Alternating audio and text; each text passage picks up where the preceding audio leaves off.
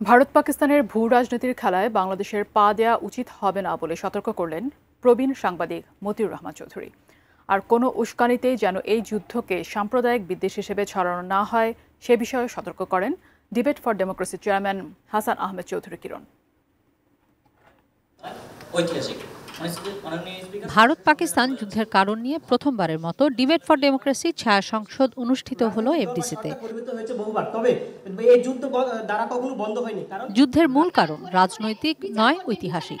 যুক্তি খণ্ডন, পক্ষে বিপক্ষে বাংলাদেশ ইউনিভার্সিটি ও বেগম বদরুন্নেসা সরকারি মহিলা কলেজের বিতাকিকরা। যে তারা যুদ্ধকে দিনের পর দিন ব্যবহার করছে শুধুমাত্র অভ্যন্তরীণ রাজনীতিতে ব্যবহার করার জন্য।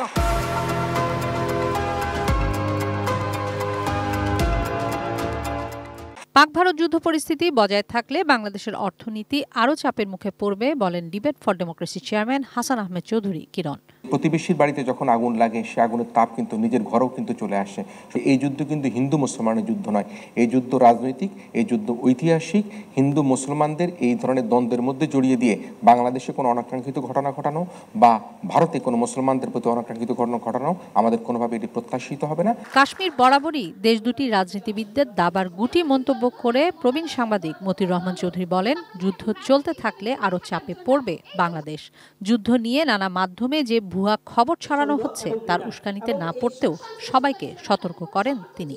যে পাকিস্তানের সাথে বর্তমান সরকারের সম্পর্ক ভালো হোক এটা আমরা চাই, কিন্তু তার মানে আমাদের জাতীয় স্বার্থটা দেখতে হবে এক, আর ২ নম্বর হচ্ছে ভূ রাজনীতিতে যে খেলা চলছে এই খেলায় যেন আমরা পা না দিই। জাতীয় স্বার্থ বিবেচনায় এ ব্যাপারে প্রধান উপদেষ্টা ডক্টর মোহাম্মদ ইউনূসকে রাজনৈতিক দলগুলোর সঙ্গে আলোচনারও সুপারিশ করেন।